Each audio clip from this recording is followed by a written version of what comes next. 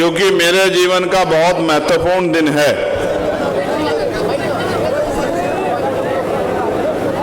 जिस तरह से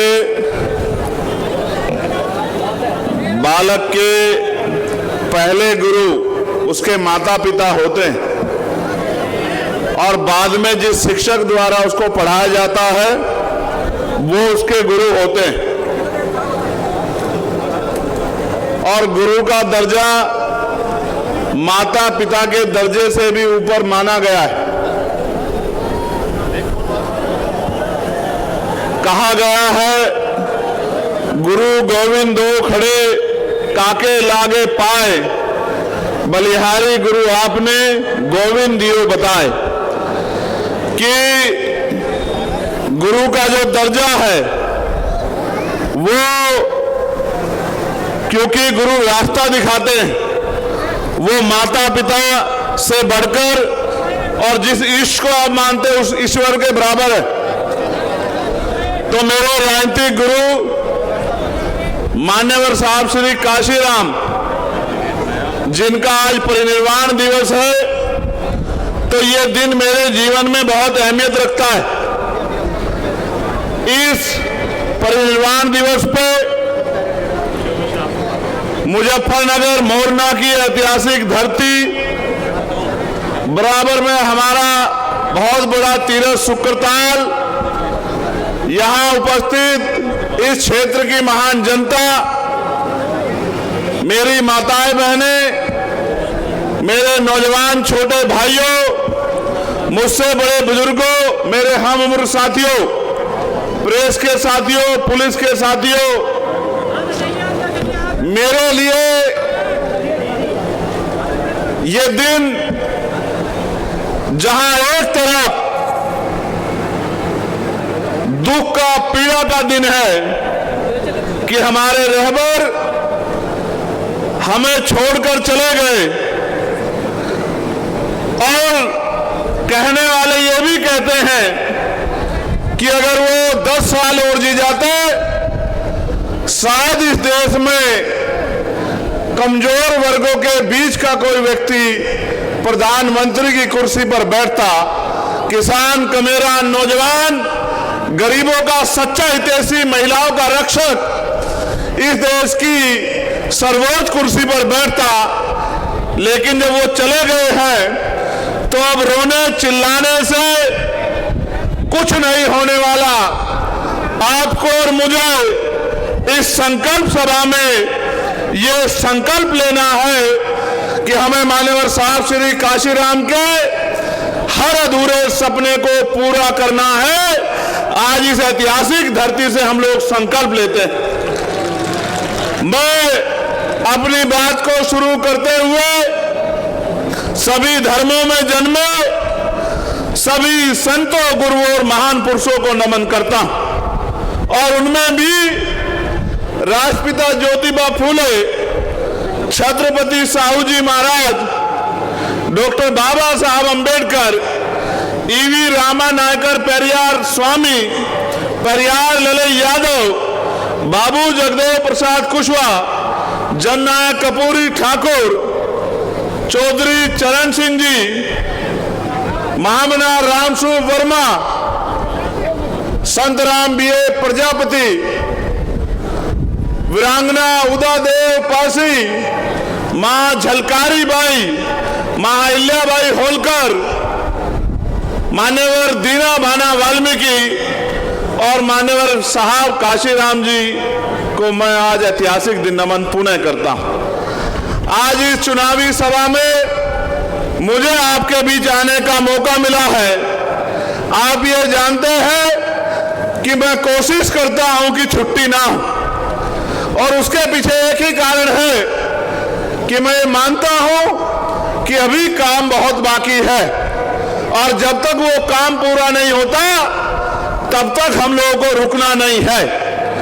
आज जिस तरह का ऐतिहासिक जनसैलाब आप लोगों ने यहाँ उपस्थित कराकर मेरे हौसलों को, पार्टी के हौसलों को, संगठन के हौसलों को, हमारे नेताओं को और हमारे लोकप्रिय लोकप्रिय प्रत्याशी भाई जाहिद जी को जिस तरह का मनोबल बढ़ाने का काम आपने किया है, मैं इस क्षेत्र की महान जनता का भी दोनों हाथ जोड़ के बहुत बहुत धन्यवाद करता हूं।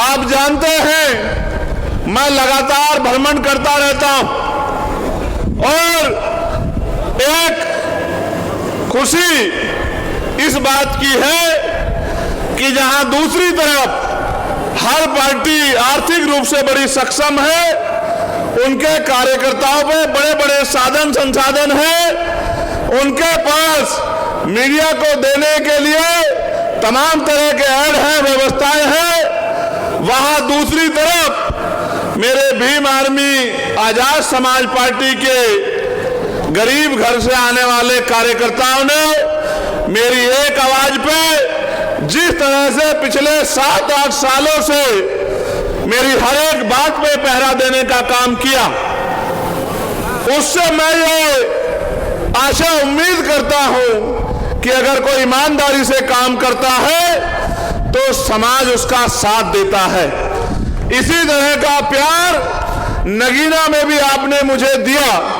सभी जाति धर्मों के लोगों ने मुझे वोट देकर और बड़ी बड़ी पार्टियां जिन पे बड़े बड़े नेता हैं, बड़े बड़े साधन हैं, उन बड़ी बड़ी पार्टियों पे भरोसा ना करके जिस तरह से नगीना के लोगों ने आशीर्वाद देकर, प्यार देकर मुझे वोट की ताकत से कामयाब बना के भेजा, उसी तरह से जिस तरह की मेहनत मैंने वहां देखी थी, मेरे भीम आर्मी के साथी, हमारे आजाद समाज पार्टी के नेता, उसी तरह के कार्यकर्ता मेहनत यहां इस मीरापुर विधानसभा में भी कर रहे हैं। मेरा विश्वास है जिस दिन चुनाव अनाउंस होगा और वोट पड़ेंगे और परिणाम आएगा, मैं संकल्पित हूं इस मिट्टी के आशीर्वाद से कि मीरापुर विधानसभा हम लोग कम से कम 20,000 वोटों से जीत के जाएंगे, इस बात का मुझे भरोसा।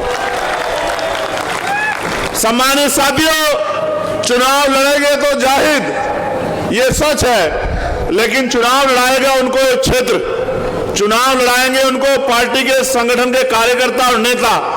और इस मंच पर उपस्थित हमारी पार्टी के सभी सम्मानित नेताओं का भी मैं यहां पहुंचने पर धन्यवाद करता हूं। जो प्रभारी यहां लगाए गए हैं उनकी मेहनत का भी मैं धन्यवाद करता हूं।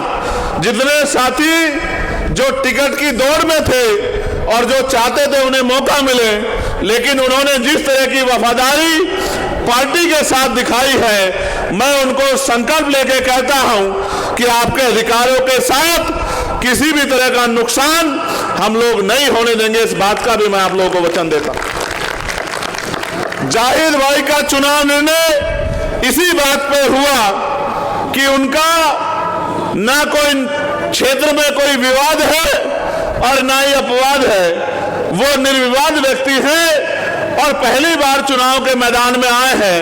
और उनके साथियों ने जिस तरह से पार्टी के प्रति सम्मान का भाव प्रकट करते हुए उनके हाथ मजबूत करने का काम किया, मैं भाई जाहिद से भी ये कहूंगा, उनके परिवार से भी ये कहूंगा कि उनको इन साथियों को साथ लेकर चलना है, इनकी बात को मजबूत करना है, इनकी बात को कभी कमजोर नहीं पड़ने देना है। और जिस तरह से मंडल के, प्रदेश कमेटी के और जिले के संगठन ने हाथों हाथ मेरी बात को मजबूत करने का काम किया, उसके लिए भी मैं उनका कोटि कोटि धन्यवाद करता हूं। सम्मानित साथियों, माननीय काशीराम साहब जिनका आज परिनिर्वाण दिवस है, उनके बहुत सारे लक्ष्य और सपने थे, लक्ष्य उन्होंने निर्धारण किए और लक्ष्य लगभग उन्होंने पूरे किए, लेकिन एक लक्ष्य उनका अधूरा रह गया। वो लक्ष्य ये था जिसका मैंने सबसे पहले जिक्र किया कि एक दिन ऐसा आएगा कि बाबा साहब अम्बेडकर के बच्चे, इस विचारधारा को मानने वाले लोग देश की सर्वोच्च कुर्सी पे बैठेंगे। उनकी औलाद होने के नाते, उनके अनुयायी होने के नाते मेरी, आपकी, हम सब की ये जिम्मेदारी बैठती है कि हम उनके अधूरे सपने को पूरा करें। करना चाहिए नहीं करना चाहिए बताओ? अगर कोई पिता अपने बच्चों के सामने किसी काम को अधूरा छोड़कर चला जाए तो उनके बच्चों की जिम्मेदारी बनती है नहीं बनती है कि उनके अधूरा काम को पूरा कराएं। मुझे दोनों हाथ उठा के बताओ कि इस काम को पूरा करने में मेरी मदद करोगे नहीं करोगे? तो आओ फिर मेरी बातों पे गौर करो। आप जानते हैं देश जब आजाद हुआ 15 अगस्त 1947 को, मैं बार बार समझाता हूं और आज फिर आपसे कह रहा हूं और आपकी बात समझ में आएगी। मैं इस बात की भी गारंटी देता हूं, मेरी गारंटी मोदी जी की गारंटी जैसी नहीं है जो कभी पूरी नहीं होती। मेरी गारंटी तो वो गारंटी है जो पूरी भी होगी और जिस दिन पूरी होगी आपको एहसास भी होगा। मैं आपको विश्वास दिलाता हूं जब आप मेरी बात को यहां से सुन के घर की तरफ लौटेंगे और अगले कुछ समय इस पे पहरा देंगे तो आपको एहसास हो जाएगा कि मैंने आपको किस माध्यम से क्या समझाया। तो जब 14 अगस्त 1947 को देश अंग्रेजों के अधीन था, जिस व्यक्ति की जेब में 100 रुपए थे, 15 अगस्त को आजाद होने के बाद 16 अगस्त 1947 को उसकी जेब में 100 रुपए थे। 14 अगस्त को जिसके पास 1 बीघा जमीन थी, 16 अगस्त को आजादी के बाद भी उसके पास 1 बीघा जमीन ही थी। और 14 अगस्त को जो नौकरी पर नहीं था, आजादी के साथ नौकरी नहीं मिली, 16 तारीख को भी वो बेरोजगार ही था। बदलाव ये हुआ कि हम अंग्रेजों के गुलाम थे, अंग्रेजों ने पावर जो है यहाँ की सरकारों के हाथ में दे दी। अंतरिम सरकार पंडित जवाहरलाल नेहरू जी के नेतृत्व में बनी, लेकिन असली आजादी किसान कमेरे नौजवानों को तब मिली जब इस देश में 26 जनवरी 1950 को बाबा साहब अंबेडकर का संविधान लागू हुआ। उस संविधान से क्या परिवर्तन हुआ? उस संविधान से परिवर्तन हुआ कि सभी लोग इस देश में बराबर होंगे। जो गैर बराबरी है, लोकतांत्रिक व्यवस्था उस गैर बराबरी को खत्म करने का काम करेगी। कैसे? जिसके पास जमीन नहीं है, सरकारें बनने के बाद उनको जमीन देके जो है उनको इस गैर बराबरी से मुक्ति दिलाई जाएगी। जो पढ़े लिखे लोग हैं,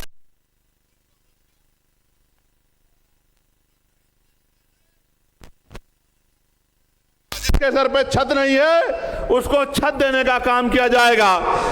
जो जाति के आधार पर गैर बराबरी है, ऊंच नीच है, इसको संविधान 26 जनवरी 1950 को पहले दिन से खत्म करता है। आज के बाद जाति धर्म के आधार पर ऊंच नीच नहीं होगी, हर व्यक्ति बराबर होगा और कोई जाति धर्म के आधार पर किसी का अपमान नहीं कर पाएगा। उसी तरह से धर्म के आधार पर सब लोगों को बराबरी होगी, सब अपने धर्मों को मानेंगे, सब अपने धर्मों की पूजा उपासना अर्चना करेंगे। कोई किसी को धर्म के लिए बाध्य नहीं करेगा कि कोई किसी धर्म को माने या कोई किसी धर्म को ना माने। ये सारी तरह की बराबरी, यानी कि इंसानों को बराबरी का अधिकार और इज्जत की जिंदगी और अधिकारों के साथ जीने का अधिकार 26 जनवरी 1950 को मिला। और जिम्मेदारी सौंपी गई सरकारों को कि सरकार अंतिम व्यक्ति की पीड़ा को सुनने का काम करेगी। लेकिन आप एहसास करके देखो, आजादी के 75 साल बाद हमें क्या मिला है?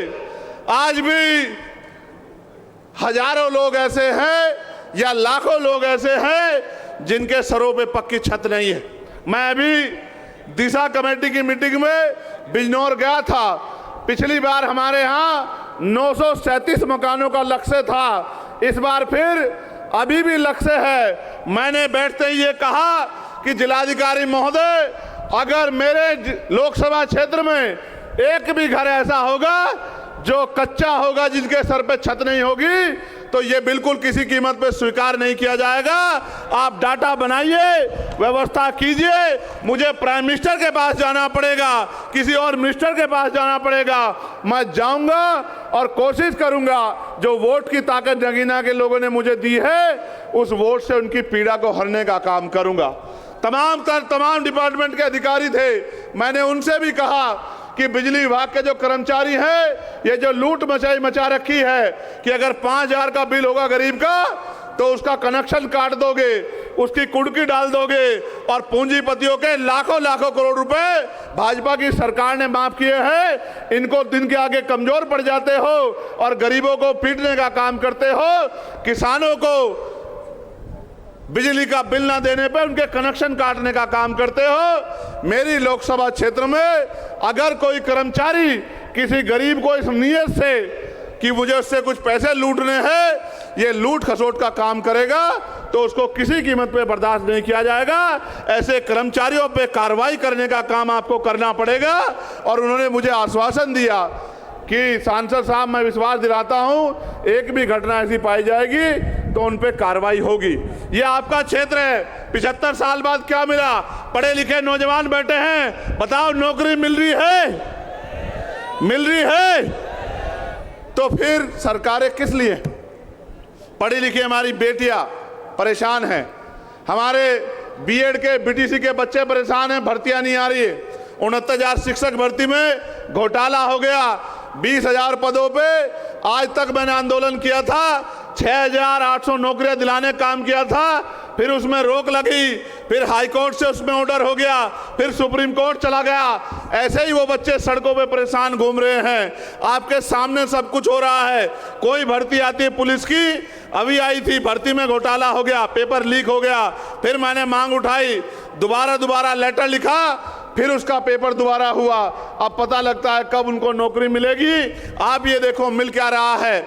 यहाँ इस क्षेत्र के किसान, ये हमारा गन्ना बाहुल्य बेल्ट है, गन्ना की फसल के जो है ना तो दाम किसान तय कर पाता है और ना मिले समय पे पैसा देती हैं। आपने जिनको एमएलए बना के भेजा है, एमपी बना के भेजा है, वो पता नहीं क्या करेंगे।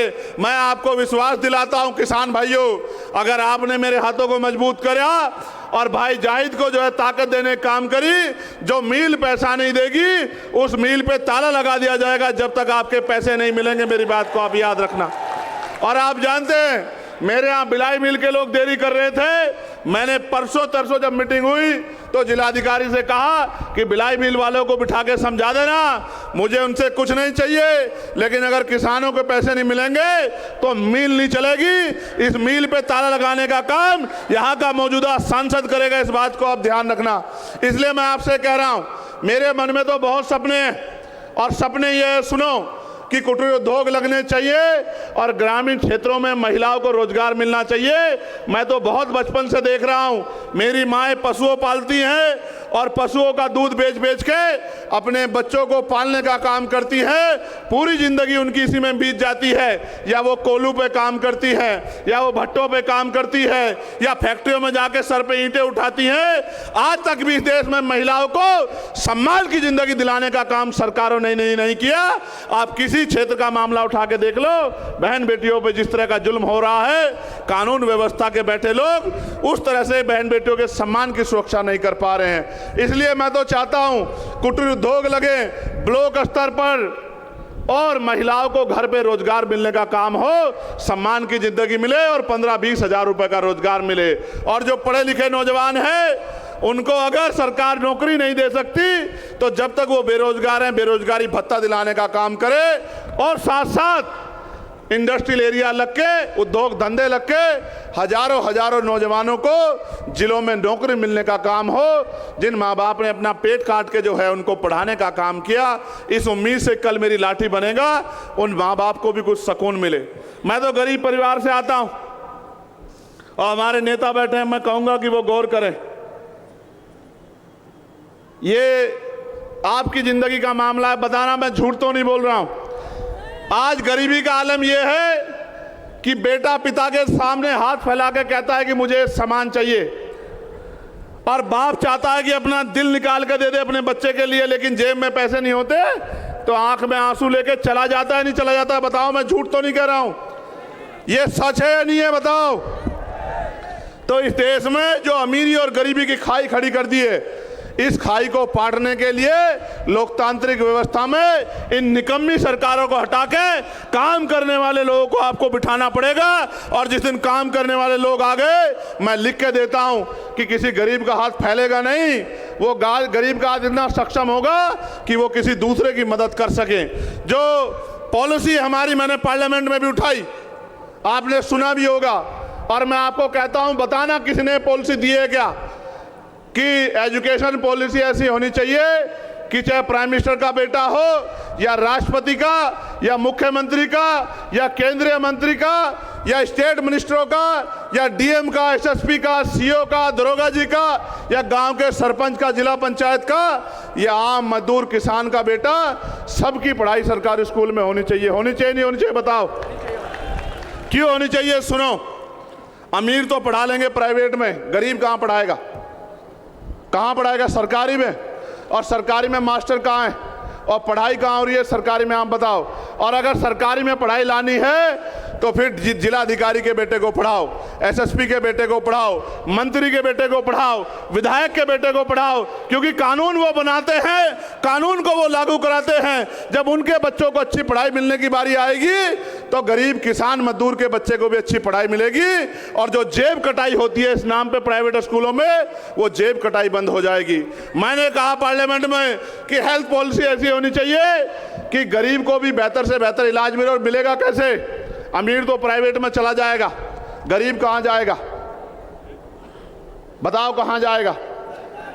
तो मैंने कहा कि सरकारी अस्पताल में सुविधा तब आएंगी, डॉक्टर तब मिलेगा, मशीनें तब होंगी, टेस्ट तब होंगे, दवाइयां तब मिलेंगी, जब जिलाधिकारी का बेटा, उप जिलाधिकारी का बेटा, बीडीओ का बेटा, सीडीओ का बेटा, जब विधायक का बेटा, मंत्री का बेटा, और खुद बीमार होने पे ये सब लोग, उनके परिवार के लोग, और मुख्यमंत्री हों, उप मुख्यमंत्री हों या मिनिस्टर हों या प्रमुख सचिव हों या डीजीपी हों, जितने भी अधिकारी कर्मचारी हैं, जितने नेता हैं, संवैधानिक पदों पे हैं, सरकारी मान्यता लेते हैं, गांव के सरपंच से लेके और राष्ट्रपति तक सबका इलाज सरकारी अस्पताल में होना चाहिए। जब एक बेड पे किसान लेटा होगा और दूसरे बेड पे जिले के जिलाधिकारी लेटे होंगे या एसएसपी लेटे होंगे, बताओ अच्छा इलाज होगा नहीं होगा? आप बताओ, बताओ होगा नहीं होगा? बताओ। और आज जो प्राइवेट में जाके जेब कटाई होती है, बंद होगी नहीं होगी? आपकी जीवन में बदलाव होगा नहीं होगा? तो मैं तो कोशिश करता हूं कि ऐसी पॉलिसियां बने। मैंने एक मांग उठाई थी 29 जुलाई को, आप ऑन रिकॉर्ड्स पढ़ लेना कि पार्लियामेंट में जाने के बाद हमने क्या प्रयास किए हैं। मैंने मांग उठाई थी कि न्यूनतम वेतन 700 रुपये होना चाहिए। 300-400 रुपये की मजदूरी में गरीब अपने बच्चों का पेट नहीं पाल सकता, महंगाई इतनी बढ़ गई है। तो सरकार को न्यूनतम मजदूरी जो है अभी 10-12 दिन पहले वो बढ़ाकर 783 रुपये करनी पड़ी, और अक्टूबर के 1 माह से 1 तारीख से वो लागू हुई। ये किया हमने पार्लियामेंट में जाके। और साथ साथ ये जो हमारे पुलिस के भाई हैं उत्तर प्रदेश के, इनको 12 घंटे, 14 घंटे, 16 घंटे ड्यूटी करनी पड़ती है। मैंने इनके लिए भी मांग उठाई कि इनको 8 घंटे की जो है ड्यूटी होनी चाहिए और सप्ताह में 1 दिन इनको छुट्टी होनी चाहिए, और बॉर्डर स्कीम से इनको जो है बाहर करना चाहिए। इनकी वेतन विसंगता दूर होनी चाहिए इनको भी, क्योंकि ये भी जनता की सेवा के लिए है, तो इनकी परेशानियों को भी सरकारों को सुनना चाहिए। मैंने होमगार्ड के भाइयों के वेतन बढ़ाने की मांग उठाई। मैंने आशा, आंगनबाड़ी, भोजन माता जो है, जिनको 2-4-6 हज़ार रुपये मिलते हैं, उनका वेतन 21,000 रुपये मिनिमम होना चाहिए। इस बात की मांग भी मैंने उठाई।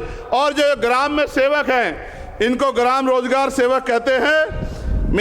इनका एक पत्र भी मेरे पास आया है, जिनको ग्राम प्रहरी कहते हैं, चौकीदार कहते हैं।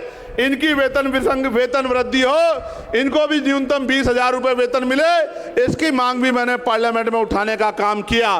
पार्लियामेंट में तो मैं इस मांग को जोर शोर से उठा रहा हूं, लेकिन असेंबली में कौन उठाएगा? मैं असेंबली का हिस्सा नहीं हूं। असेंबली में वो उठाएगा जिसको आप चुन के अपनी वोट से विधानसभा में भेजने का काम करोगे।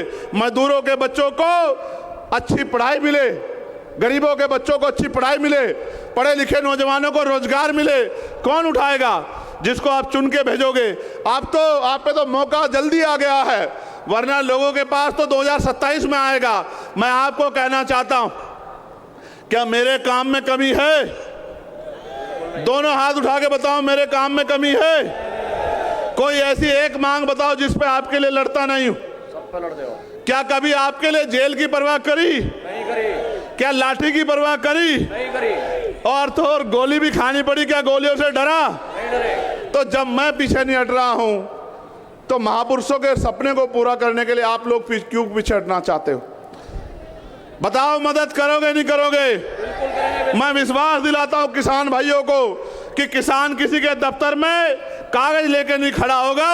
अगर उसने मुझे ताकत देने का काम किया, भाई जाहिद को ताकत देने का काम किया, वोट की ताकत से मजबूत करने का काम किया, मैं आपको विश्वास दिलाता हूं हम संघर्ष करेंगे, इतना संघर्ष करेंगे कि हर गांव-गांव तक, गली-गली तक जाएंगे। हमने तैयारी कर ली है। ये इम्तिहान है मीरापुर के लोगों, इस इम्तिहान को अपना इम्तिहान बना लो। ये जो मेरा इम्तिहान है, जाहिद का इम्तिहान है, आज़ाद समाज पार्टी का इम्तिहान है, इसको अपना इम्तिहान बना के एक ताकत यहाँ से बना के दे दो।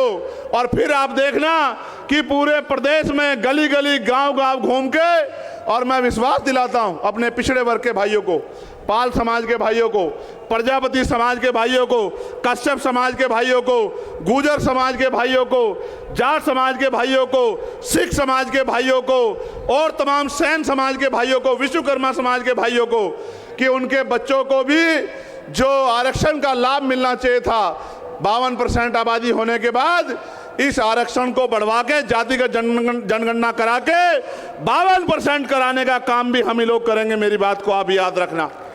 मैं तो आपसे कह रहा हूं, डर के साए में क्रिश्चियन समाज के लोग, मुस्लिम समाज के लोग, कोई दाढ़ी पकड़ के मार देता है, कोई टोपी पहनने पे मार देता है। और आज तो आलम क्या हो गया है, एक माहौल बनाया जा रहा है वीडियो बनवा के कि हर धर्म के इसके खिलाफ, कभी बुद्धिस्टों के खिलाफ, कभी सिख भाइयों के खिलाफ, और ट्रेंड बना के हजरत पैगंबर मोहम्मद साहब के खिलाफ जिस तरह की बयानबाजी करके जो है वही बंटवारा करने का, हिंदू मुस्लिम करने का जिस तरह का प्रयास किया जा रहा है, ये भी किससे छिपा हुआ नहीं है। और ये जो लोग भाषण देते, ये चाहते हैं, मैं आपको भी सावधान करते हुए कहना चाहता हूं, ये चाहते हैं कि आप रिएक्शन करें, सड़कों पे आए, और जब आप सड़कों पे आएंगे तो इनका एजेंडा कामयाब हो जाएगा। जो सरकारों में लोग बैठे हैं, मैं आपको कहता हूं, आप मत आओ सड़कों पे। जब आपने हमें वोट दी है और हमारा साथ देने की बात कर रहे हो, तो आपके आंसू पोंछने का काम और आप पे हर उठी हुई उंगली को रोकने का काम हम लोग करेंगे। इस बात का भी मैं आप लोगों को विश्वास और वचन देता हूं। लेकिन मैं आपसे कह रहा हूं, इनकी कठपुतली मत बनो, इनकी बातों में मत आओ, ज़्यादा लापरवाह मत बनो। आप समझदार लोग हैं, ये कोई बहुत ताकतवर लोग नहीं है जो इस तरह की भाषा का प्रयोग कर रहे हैं। और किसी धर्म के लोग इनको पसंद नहीं कर रहे हैं, यहाँ तक कि हिंदू धर्म के लोग भी इनको पसंद नहीं करते। लेकिन ये अपने नेताओं के एजेंडों पे काम कर रहे हैं। हमें समझदारी दिखानी है, लापरवाही नहीं करनी। मैं आपको भी कहना चाहता हूँ, जाहिद भाई प्रत्याशी हैं और वो मेहनत कर रहे हैं। और मैं अपने साथियों को कहना चाहता हूँ, पुराने साथियों को जो मैं देख रहा हूँ कि आज जो है वॉलंटियर की ड्यूटी कर रहे हैं, मैं उन सबको कहना चाहता हूँ, हरियाणा में परिणाम हमारे फेवर में क्यों नहीं रहे? सुनना चाहते हो? कड़वी बात है, इसलिए नहीं रहे फेवर में क्योंकि वहाँ आप विरोधियों से नहीं लड़ रहे थे, आपस के मन मुटाव से लड़ रहे थे। मैं जानता हूँ आपकी ताकत को। जब जब आपने एकजुट होकर काम किया है संगठन और पार्टी के लोगों ने, तो फिर कोई लक्ष्य नामुमकिन आपके लिए नहीं है। लेकिन जब जब आपने मिशन से भटककर किसी व्यक्तिगत स्वार्थ पे या अपने आप को किसी को नीचा दिखाने के लिए काम किया है, तो उसका नुकसान पार्टी संगठन को हुआ है। मैं आपकी ताकत से वाकिफ हूँ। मैंने आपकी ताकत दिल्ली में देखी, जब मैं पहली बार जब मेरे ऊपर मुकदमे लगे और आपने दिल्ली हिलाने का काम किया। मैंने आपकी ताकत एनआरसी के आंदोलन में देखी, जब आपने मेरी एक आवाज़ पे पूरे देश में आंदोलन करने का काम किया। मैंने आपकी ताकत जब दिल्ली में सदगुरु गुरु रविदास जी महाराज गुरु घर तोड़ दिया गया, तब मैंने आपकी ताकत दिल्ली में देखी कि आपने केंद्र की सरकार को और सुप्रीम कोर्ट को झुकाने का काम किया। मैंने आपकी ताकत 2 अप्रैल में देखी। मैंने किसान आंदोलन में मेरी एक आवाज पे जिस तरह से 13 महीने आपने साथ दिया, मैंने आपकी ताकत वहां देखी। और जब पहलवान बेटियों का अपमान किया गया, दिल्ली में जंतर मंतर पे आंदोलन हुआ और आपने मेरी एक आवाज पे उठ खड़े होकर आके वहां की सरकारों को ऐलान करने का काम किया कि हम पहलवान बेटियों के साथ हैं। मैंने आपकी ताकत तब भी देखी, लेकिन मैं जानता हूं क्योंकि आप सीधे लोग हैं। इस देश में 100 साल से जो पार्टियां काम कर रही हैं उनको भी एहसास नहीं है, उनके यहाँ भी कुछ अच्छे बुरे लोग हैं, लेकिन आप तो लक्ष्य को लेकर निकले हैं। आपका कोई अपना लक्ष्य नहीं है, आपका लक्ष्य हाशिए पे अंतिम जो व्यक्ति है उसको सम्मान और सुविधा और अधिकार दिलाने का लक्ष्य है। तो मैं आपसे कहूँगा ये जिम्मेदारी मैं उन लोगों के भरोसे छोड़ता हूं जिन्होंने मेरे आए बगैर ही 8 जिला पंचायत मुझे यहां से जिता के भेजे थे। मैं उन मुजफ्फरनगर के साथियों के भरोसे आके जिम्मेदारी छोड़ता हूं कि ये मीरापुर विधानसभा ना जाहिद लड़ रहे हैं ना इनका परिवार लड़ रहा है। ये मीरापुर विधानसभा चंद्रशेखर आजाद लड़ रहा है और चंद्रशेखर आजाद को ताकत देनी है, कमजोर करना है, ये आपको तय करना है। आप जानते हो अगर मेरी ताकत बढ़ेगी तो क्या कोई आप पे जुल्म कर देगा? बताओ, दोनों हाथ उठा के ईमानदार से कर देगा?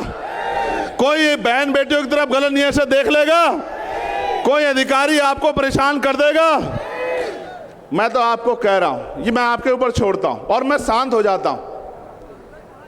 मैं आपसे पूछना चाहता हूं, क्या मेरे हिस्से में ताकत आनी चाहिए नहीं आनी चाहिए? बताओ। नहीं, जोर से बताओ। नहीं, आवाज कम है, मैं नहीं मानता इस बात को। नहीं, एकजुट होके बताओ, आनी चाहिए नहीं आनी चाहिए? क्या मीरापुर हमारे हिस्से में आनी चाहिए नहीं आनी चाहिए? तो आप जाहिद की इंतजार करोगे? अपने आप जाहिद बन के काम करोगे? बताओ। जाहिद बन के काम करेंगे और सिर्फ जाहिद बन के नहीं, मुजाहिद बन के काम करना कि हमें जो है इस लड़ाई को जीतना। कर दोगे नहीं कर दोगे? और ये भाईचारा बना लोगे नहीं बना लोगे? और जब जैसे आपकी ताकत आज बनी है, आप देखना बहुत सारे लोगों को नींद नहीं आएगी, नींद नहीं आएगी और वो लग जाएंगे कि कोई झगड़ा हो जाए, कोई विवाद हो जाए। तो मैं आपको धैर्य रखने के लिए भी कहूंगा, समझदारी दिखाने के लिए कहूंगा, 2 कदम पीछे हटने के लिए कहूंगा, लेकिन इसलिए कि लोगों का भला करना है, इसलिए पीछे हटने कहूंगा। लेकिन ये आपसे कहूंगा कि अब आपके कंधों पर जिम्मेदारी है। और कौन कहता है नौजवान कमजोर होता है? कौन कहता है? शहीद आजम सरदार करतार सिंह सराभा 19 साल के थे जब उन्होंने देश की आज़ादी के लिए बलिदान दिया था। अंग्रेजों के सामने घुटने नहीं टेके, शहादत स्वीकार की थी। शहीद आजम सरदार भगत सिंह 23 साल के थे जब उन्होंने हंसते हंसते फांसी का फंदा चूमा था। और शहीद आजम संत शहीद शिरोमणि उधम सिंह जी, जिन्होंने जनरल ओडवार को लंदन में जाकर सबक सिखाने का काम किया था। कौन कहता है नौजवान कमजोर होता है? नौजवान जो है निर्माण नहीं कर सकता। और आपका अपना सिपाही, आपका सबसे छोटा वर्कर चंद्रशेखर आजाद आज नौजवान ही तो है जिसने बड़े बड़ों के दांत खट्टे कर रखे। आप नहीं जानते हो क्या? बताओ, पार्लियामेंट में आपके इस कार्यकर्ता से ज्यादा मजबूती से कोई आवाज उठाता है क्या आपकी? बताओ, निडर होकर आवाज उठाता हूं नहीं उठाता हूं? तो मैं फिर आपसे कह रहा हूं, एक बार साथ दिया तो आपकी एक ताकत बनी। अब उत्तर प्रदेश में लक्ष्य बना लो। और कुछ पार्टियां तो आपको हराने के लिए लड़ेंगी, याद रखना मेरी बात। वो भाजपा से नहीं लड़ेगी जिसका से चुनाव होगा, यहां सीधा सीधा चुनाव भाजपा से होगा। ये बात को मेरी याद रखना और हौसले बुलंद रखना, क्योंकि वो शाम दाम दंड भेद और मशीनरी पुलिस सबका प्रयोग करेंगे। डर तो नहीं जाओगे? वैसे तो तुम मेरे बहादुर शेर हो, तुम डरने वाले लोग नहीं हो, मैं जानता हूं इस बात को। और ये तो तुमने खतौली में भी करके दिखाया था। क्या मैं नहीं जानता इस बात को कि बड़े बड़े लोगों को धूल चटाने का काम किया था? लेकिन मैं आपसे कह रहा हूं, अगर ताकत नहीं बनाओगे तो सड़कों पर नारे लगाते रह जाओगे, और ताकत बनाओगे तो फिर आपके ने क्षेत्रों में काम करा पाओगे, पॉलिसी बना के। क्योंकि कानून असेंबली में बनेंगे, लखनऊ में, मीरापुर में नहीं बनेंगे। मीरापुर के लोग तो वोट की ताकत देके भेज सकते हैं। मैं एक और बात आपसे जानना चाहता हूं, जब आप 100 रुपए का सामान खरीदते हैं, पानी दे दो, जब आप 100 रुपए का सामान खरीदते हैं तो उस सामान को चेक करते हो नहीं करते हो? करते हो नहीं करते हो? ये देखते हो कि सामान पूरा है या नहीं है? ये देखते हो नहीं देखते हो कि एक्सपायर तो नहीं हो गया सामान? देखते हो ना? और जिसको वोट देते हो वो 5 साल आपकी गलियों में भी नहीं दिखाई देता, फिर कुछ सोचते हो नहीं सोचते हो? कब तक ठगे जाते रहोगे? कब तक ठगे जाते रहोगे? जब 10 रुपए के 100 रुपए के सामान पे सोचते हो तो बाबा साहब अम्बेडकर के कुर्बानियों से मिली 4-4 बच्चों की कुर्बानियों से मिली वोट को देने जाओगे तो इस बार सोच लोगे नहीं सोच लोगे? पक्का? तो बताओ फिर क्या होगा परिणाम? जोर से बताओ, और जोर से बताओ। चाहते हो नहीं चाहते हो जीते? जीतेंगे। दोनों हाथ उठा के बताओ, चाहते नहीं चाहते हो? तो ठीक है, फिर मैं धन्यवाद दूंगा मेरे छोटे भाई संजय रवि का, जो जिला पंचायत भी है वार्ड नंबर 43 से और जिला सचिव हैं बसपा में थे और 27 साल पार्टी की सेवा करते रहे और अब 27 साल बाद, और आप जानते हैं खुशी से नहीं मजबूर होके, क्योंकि अपने लोगों को मिटते नहीं दे सकते हैं, आरक्षण को खत्म होते नहीं देख सकते हैं, अपने बच्चों के हक अधिकारों खत्म होते नहीं देख सकते हैं, इस देश की सरकारी संपत्ति को लूटते नहीं देख सकते हैं, इस देश की सरकारी नौकरियों को बर्बाद होते नहीं देख सकते हैं, निजीकरण के जरिए आपके अधिकारों को, आपके बच्चों के हिस्से को छीनते नहीं देख सकते हैं। इसलिए मैं, संजय और हमारे तमाम साथी सब लोगों ने संकल्प लिया है कि अब हम चाहे मिट जाएंगे लेकिन अपने लोगों के अधिकार को छीन के इनके कुंडली मार के किसी को बैठने नहीं देंगे। इस बात को मैं धन्यवाद दूंगा भीम आर्मी के सभी साथियों का, आजाद समाज पार्टी के सभी साथियों का, हमारे मिशन 78 के सभी नेताओं का और हमारी अनुशासन समिति का, हमारे लीगल सेल के साथियों का, और सबसे ज़्यादा धन्यवाद दूंगा आपका। मेरे साथ ऐसे दोनों हाथ उठा के खड़े हो जाओ, अपनी जगह पे खड़े हो जाओ।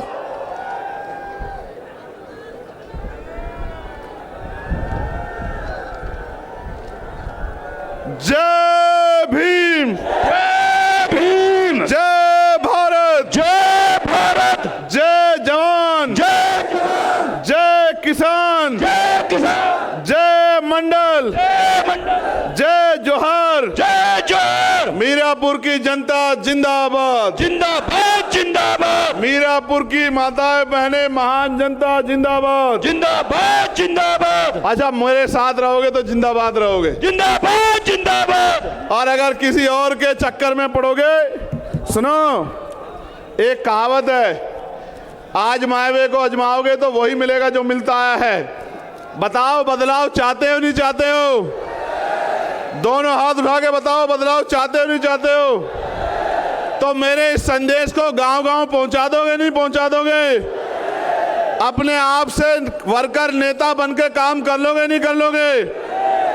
इस लड़ाई में मेरी मदद कर दोगे नहीं कर दोगे? पक्का?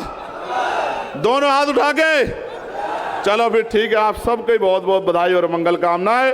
और आज के सफल कार्यक्रम के लिए जिला कमेटी का, मंडल प्रदेश कमेटी का, दोनों संगठनों की और हमारे सभी नेताओं का बहुत बहुत धन्यवाद। जय भीम, जय भारत।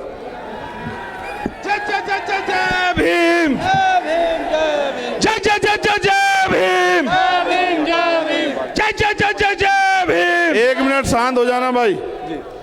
सोहनलाल जाटव जी जो पूर्व जिला पंचायत सदस्य हैं देवल वाले, वो भी आज जो है आजाद समाज पार्टी में अपनी आस्था व्यक्त कर रहे हैं, इनका भी मैं बहुत बहुत धन्यवाद करता हूं।